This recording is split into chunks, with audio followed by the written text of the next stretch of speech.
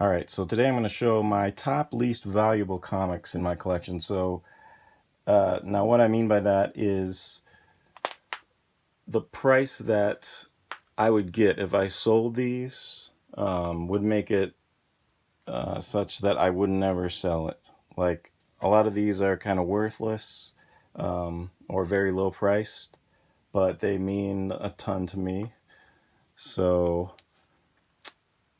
let's just get right to it.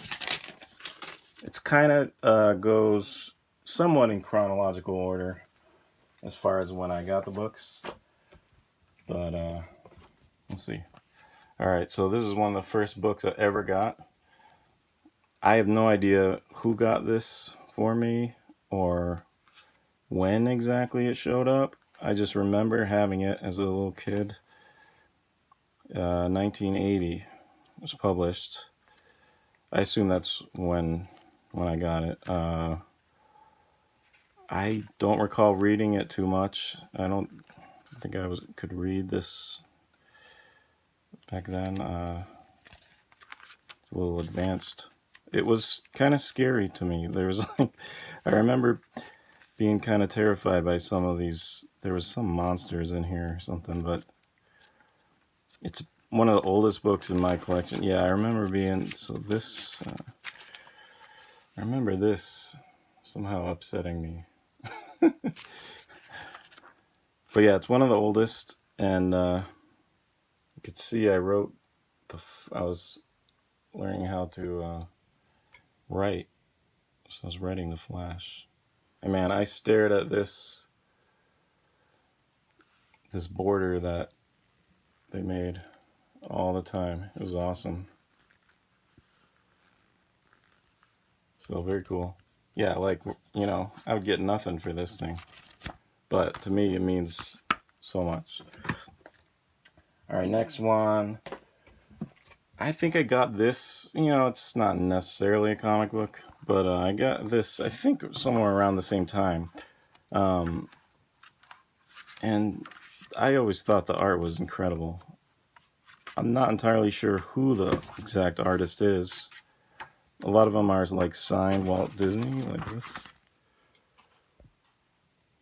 But I kind of doubt that he's the artist. I don't know too much about Disney. I mean, these were reprints of newspaper. I don't know if it was like on the Sunday or what, but you know that. Oh, sorry, focus, guys. But it's a story about Mickey and Goofy, I think, go to this like mysterious island, and there's dinosaurs, and I don't know. It was just really cool. I should reread it again. Then we got this. My dad gave me this, and it was just so awesome. One of the first comics. Great Spider-Man, and like, I mean, the Hulk fighting Superman. It was just so awesome. I didn't even know how awesome this was, like, as a kid, because, you know, I had no idea, like, what DC or Marvel was or anything like that, so I didn't even know how I was witnessing anything super special. I'd known who Superman was. I think I might have seen the movie at this point. This is 81. I'm guessing I saw the movie. And I saw the Hulk on TV. But yeah, I like this moment. Superman digs out an injured Hulk. Stupid Cape Man. Yeah. Boom. That ticked off Superman a little bit. Anyway, it was great. And it was all, I think the whole thing was plotted by Dr. Doom. And then there's kind of a sub-story in there with Spider-Man going into Doom's place, and I believe, yeah, there's Wonder Woman's in there. I thought she's in there somewhere, but it's pretty minor. To me, the whole thing was Hulk versus Superman, so I love that book. Then, let's see. Excuse me. This. So I had some comics. I guess I could show. I had been getting comics in these 3-packs, stuff like this, and you'd have to. There's 3 of them, so you'd have to like see what was in the middle. They're going like that. And I remember I had a babysitter. I think I was in like third grade. Single parent at the time, so sometimes I needed a babysitter, but I remember him coming. He came by one time. Cool guy. He was, I think, in high school. Neighborhood kid. My mom actually had him like wait with me at the bus stop or something. I don't know. It was a long time ago, but anyway, he was pretty cool. And one time he was like, "Dude, those aren't real comics. You check this out." And he brought this over. Awesome cover. It's basically the first like 2 or 3 issues with the Vision. And he left that with me. He also brought over this. That was pretty cool. My first like heavy metal.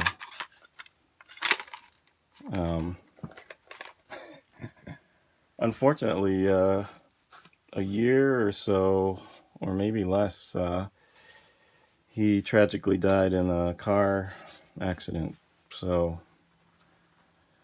rest in peace, Robbie. Alright, so in school, some kid brought me this. He's like, "You gotta read this thing." So I borrowed this, and man, I loved it. I was into the G.I. Joe toys at the time. This isn't the actual one, so I had to return that. But I always remembered this. I didn't really know much about Snake Eyes, other than the cartoon and, the toys. So like I said, I got these in 3-pack.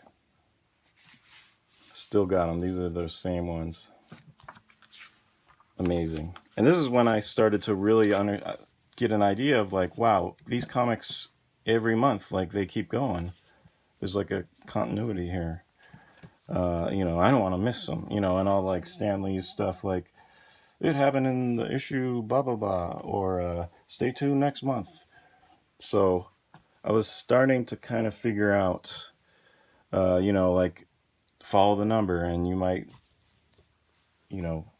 that's why like some books, didn't quite make sense. When you're picking up everything in those 3-packs, or you're missing a book on the rack, it just doesn't make sense sometimes. But I got the idea from that. This was awesome because I had finally convinced my dad, who I wasn't living with at the time, so it was a real win. But because my mom and stepdad wouldn't do it, but was to get me a subscription. So this was the first one that showed up in the mail, and that was just so awesome. It was a great book, story too, and just a kind of a one-off great Larry Hama story of the Rattler and the Sky Striker, having like a duel in the sky. It was great. Just a one-shot. Like, didn't really have anything to do with the main storyline. Let's see. After that, okay, I got this in the on the stands a little bit after. Great book. And later on in life, maybe 5 or 6 years after this, I was able to meet the artist Michael Zeck. Super nice guy, and he did a great job signing that for me. I think this was like the first book. No, I was going to say it was the first book I got signed on the cover like that, because I had met other guys, and they usually sign right here. He was I gave him a bunch of books to sign, and he was like super nice about, like, he's like, okay, he'd set them like this, and then he set another one right on top, and he's like, all right, now be careful, don't let these smudge and all this stuff. It was like, wow, I didn't even think of that. Thanks. I should have got a sketch from him. People were like paying, I mean, it was cheap. It was like maybe, I want to say under $50. And he would draw this awesome, like, with just a Sharpie, like really nice Punisher, like the full body, not a like crazy pose or anything, but it looked amazing. There was a lot of money for me back then, but still, I should have got it. Let's see. Let's move on. So yeah, Wolverine. I was pretty into Wolverine around that time. It was like around the late 80s, I guess. And I heard about this guy. It was like a more crazy Wolverine, and the art wasn't bad. Tim Vigil. He never, I don't know if he did anything mainstream, to be honest, but it was always like kind of violent or adult natured comics, which, so this was 90, and I met him and he signed it. This came out in 86, but I got it around maybe 90 or so, but I was like, I don't know, 15 or something, so the whole ultra violence thing was pretty appealing. Anyway, it's a funny story. So somehow I heard that he didn't get along with this guy anymore, and so I asked him, and he was heads down doing sketches and signing stuff. It looked like almost as if he would like sign your book without even looking at you. I mean, he wasn't a jerk or anything. He was just kind of, I don't know, busy, and you're like, oh, I won't bother you, I guess. But he like was signing, and I asked him that question, and then he like put the book down, put the pen down, and he's like, let me tell you about Chris Silver. And like he ranted about all this. He was still clearly very pissed off. And that was in 1990. I'm guessing, and I think there was a Greater Mercury Comics at the time, which was, I think, run by Chris Silver, and he was trying to revive the old one, Silverwolf, with the Greater Mercury. But I don't think Vigil was a part of that. He probably owed Vigil money or something. I'd love to hear about if you knew why they don't like each other or something. Also, around that time, I loved Batman, and this is another book. Oh yeah, and I want to point out, like, all these books are beat. They were thoroughly loved. I mean, look at that. I'd be lucky if I could get, $10 for this, maybe. That'd be lucky. So, why would I sell that for $10? Probably same with this. This one isn't as beat up. It's funny because this was, I believe, 1990 as well, and I was super into Batman, and had the chance to get this signature, and my friends still give me crap about, like, what? Of all the things to get signed, you chose that? But yeah, McFarlane. He wasn't, I've heard things about him not being cool or whatever, and he was nice. He had the kind of like, this is a business kind of thing. But you know, this was back when you just had to wait in line to see the guys, and it wasn't really guaranteed that you would see them, but usually you would. But it was starting to get crazy. 1990 San Diego Comic-Con, I should say, is where I got this and that Vigil signed. The Mike Zeck I got signed in New York Comic-Con around 92-ish, I'd say, because I moved to the East Coast. This was actually my last San Diego Con. Wow, this video is always long. All right. Then, before I left California, I had this awesome trade that I had with my friend Eddie, and I believe this is one of the comics that I got from him. The original Turtles, #3. Pretty beat up. And it might be worth something. Great art. I love this.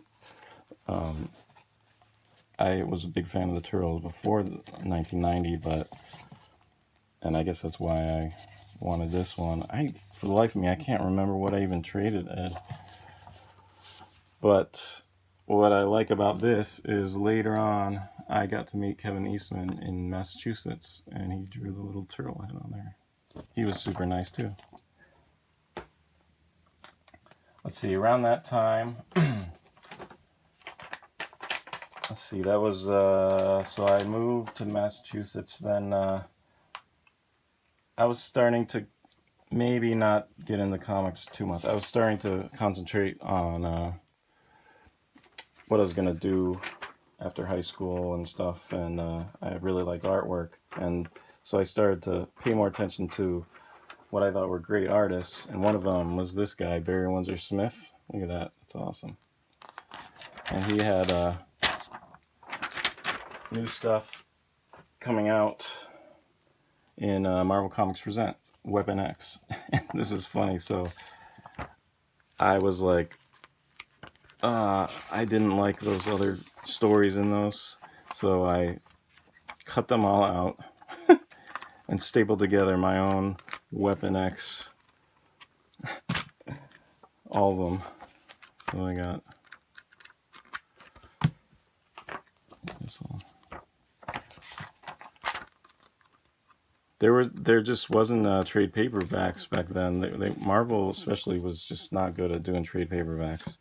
And I think I was moving or something, and I wanted to save space. I didn't want to bring all those comics. So yeah, and then later on I did see the trade paperback, but something about the color of real newsprint with the color of the inks is very different than the white. Like it's softer. It's sometimes when I saw this in the white, I was just like, doesn't look as good. And I've noticed that with some other artists too. Like I think Walter Simonson, I saw some Thors that were reprinted, and it was just too white. I don't know. So then I was just really into Barry Smith for a while, and this is one of my favorite ones. It is just amazing artwork for a comic book. He has great compositions, amazing line work. Detail is fantastic. Even the storytelling is great. Look at all those panels. I would love to have a page of this. Would be amazing. I mean, look at this. I'll show you this. Look at that. I mean, you just don't. I mean, even back then, you didn't see. I mean, not back then. I mean, like in the 90s, you didn't see anything like this. Not that I remember. It held its own for sure. The current comics of the time. And I think Barry was kind of making a comeback, yeah, like with Weapon X, but I feel like, in a way these are superior to some of his Conans. 90s, I was also getting into, I was into the cosmic stuff, and they brought back this guy, Warlock, and I was like, wow, this guy is pretty awesome. So I really got into Warlock. and the Soul Gem and all that. This was like right before uh, the Infinity Gauntlet came out. And recently I re-picked this up because I had sold off mine a long time ago. And I just grabbed it on a dollar bin out of a con. And then when I got it home later on, like, like a month later, I got it home and I was just checking it out. I was like, yeah, let's look at this. And then I opened it up and I was like, holy. And that was just so cool. I guess this might be worth money, but I doubt it'd be worth much. But I mean, just that whole experience of not knowing and opening it and this being a pretty awesome cover. Oh man, it's just one of my favorite books. So that was awesome. I looked into Jim Starlin at the time because, I really liked what he did at Infinity Gauntlet. And that led me to some older issues, kind of like how with Barry Smith, I went back to Conan. And this is one of my favorite. This is when Jim Starlin started doing Warlock. And back then he would draw too, so. And I thought his drawings were excellent. And then in New York, I was able to meet him. And he wasn't he was a little grumpy. He was very kind of Vigil-like, actually. In the kind of, not old man, chiseled men, kind of like grizzled, I don't know, but a little gruff, maybe. Rough around the edges. I saw Vigil recently, actually, and he he had a great sense of humor. I kind of wish he would, I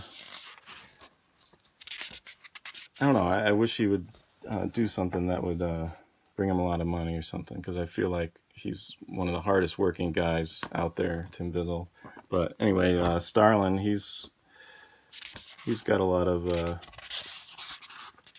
credit, I think, recently from the whole Infinity Gauntlet and all that. But this is great. This whole series he did started in Strange Tales, Warlock. He did that for like 4 issues or so, and then moved on to Warlock's own series, starting I think with number 9. I think really brought back just Warlock and Thanos had this awesome battle, and Thanos died and all this. But look at that. That is so awesome. Kind of similar to Barry Smith. And this was 75. Let's see, that Barry Smith, probably a little earlier, 72. So they were definitely pushing it back in the 70s, I'd say. Let's move along. So Starlin, yeah. So I got this. I wasn't really a DC guy.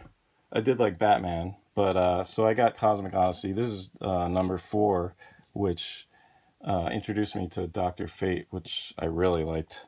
But it also, this whole series, which is excellent, by the way, really introduced me to the New Gods, which I didn't really know much about. I mean, not being a DC guy, and New Gods were really like, I don't know how I would even have heard of them. But this is a great story, and I did get to meet. I got this signed the same time as I got that Warlock signed. But Mike Mignola was also there at the New York Con. You'd never think that that's spelled Mike Mignola. Anyway, this is great.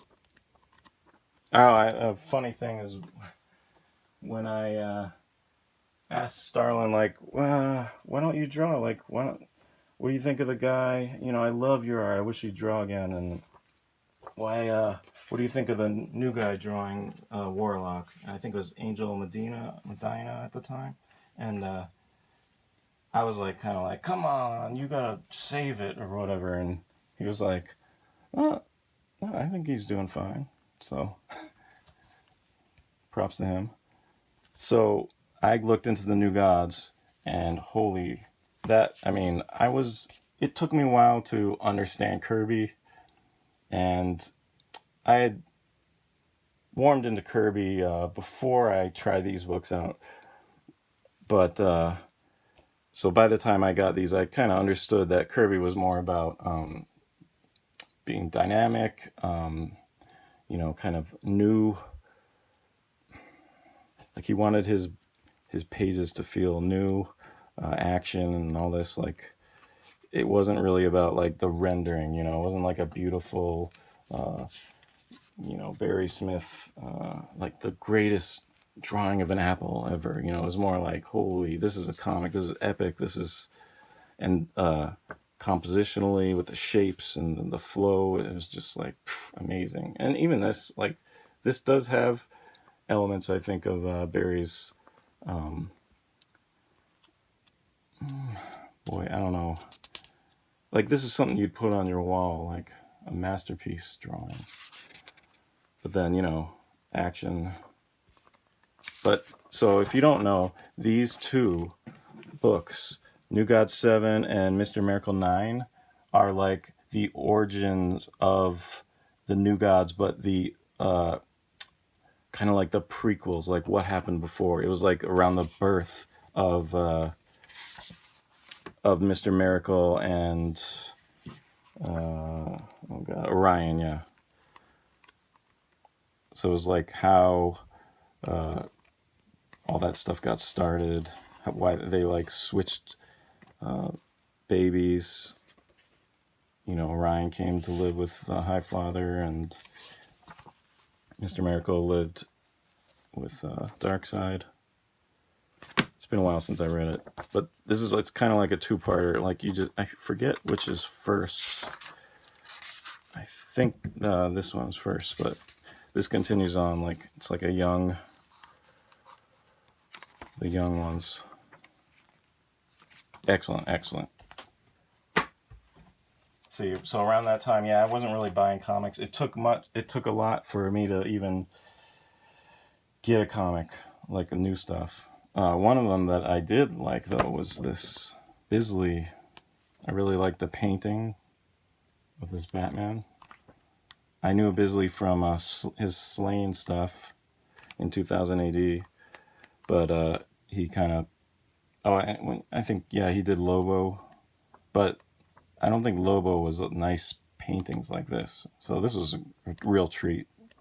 Great art in this. I'd love to have original art from this. And I got to meet him when I met Kevin Eastman at Kevin Eastman's awesome museum that he used to have in Massachusetts. Bisley was a really funny guy. He kept like trying to smoke in there and all this. Kept talking about drinking beers, and he was just hilarious. Look up some like videos of interviews with him. You'll love it. It's really funny. Another book that I loved. You know, I wasn't buying comics, but I think I saw my friends, and I was like, "Wow, this guy's artwork is amazing." And Travis Shure, I don't know how to pronounce that. But this is a really cool story about Wolverine. You know, I don't even really care about Wildcats at all, but it was like Wolverine, you know, how he's super old and what he was doing in World War II. I didn't really know that I was a World War II buff at the time when this came out. I think it was like mid-90s or early 90s or something. When was this? Come on. 97, okay. So, but look at that artwork. This guy is amazing. Always. But I think especially in gray tone. Another artist I'd love to have original art by. But it was awesome to see Wolverine like back in the good old, you know, back in the World War II times. I heard that that artist is very, very slow. Later on, I went to France, and I was able to find this really nice hardcover version of that. You know, it's in French, but it was really cool to see it bigger and really nice printing.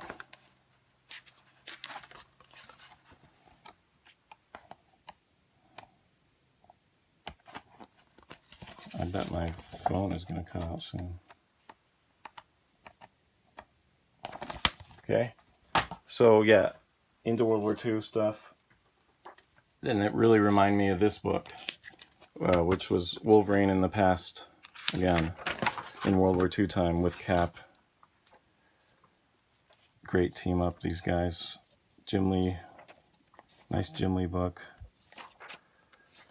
Let's see if there's any awesome page. Oh yeah, it's pretty awesome.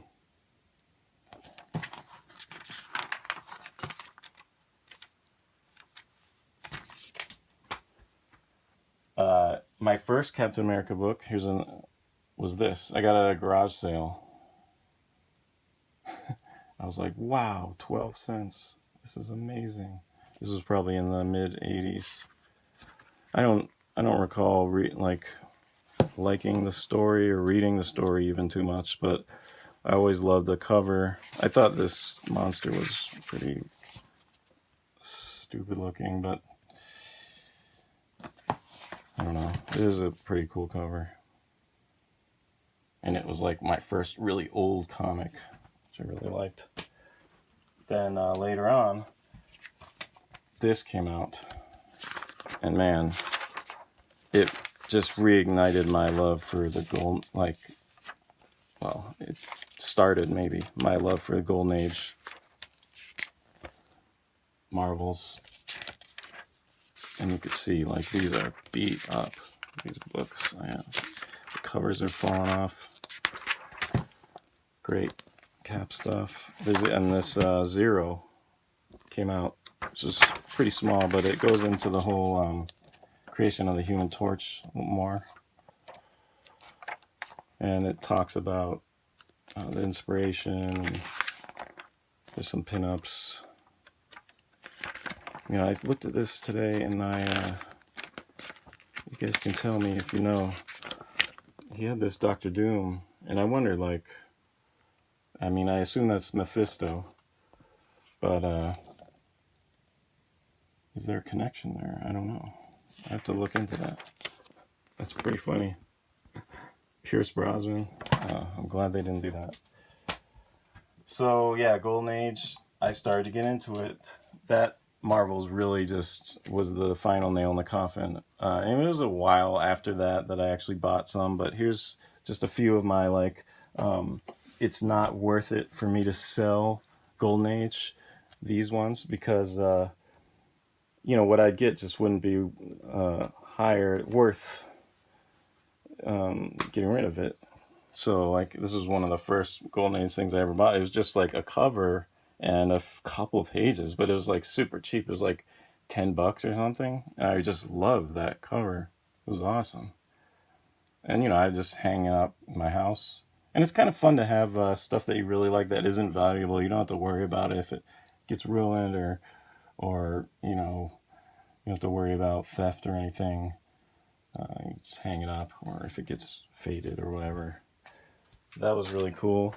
And then here's two of this is the last stuff. Two Golden Age books that, again, like, they're worth more to me than what they're really worth. So, like, this is a old Superman. I think his sixth cover. That tank. I wish, they said it was a Nazi tank. But DC didn't get into that for a while. Very old. 0.5, just because it's like so screwed up, but it's complete, and I don't know. It's definitely worth more to me than what it would be worth selling it. Same with this guy. I think I've showed this before. Cap 33. It's got Braille pages, which I don't know about that, because Brill is like the bottom, right? And I've definitely held some books and pulps where, like, if you even touch that page, it's like gone. Like, it just breaks off. I've heard, the flick test where you like go like that and see if anything comes off. Like, yeah, I mean, there's definitely books that if you did that, you might your finger would go through the whole book. And this wasn't even close to that, because I sent this in myself to get graded, and I was reading it just fine. So sometimes I think they're a little off on their you know, the page qualities. I've definitely heard other dealers and collectors talking about that as well. You know, you can usually tell if there's tons of chips in the bottom of these. But, you know, if brittle's the bottom, this was not even close. So that just doesn't seem right. So anyway, hope you liked it. And see you next time.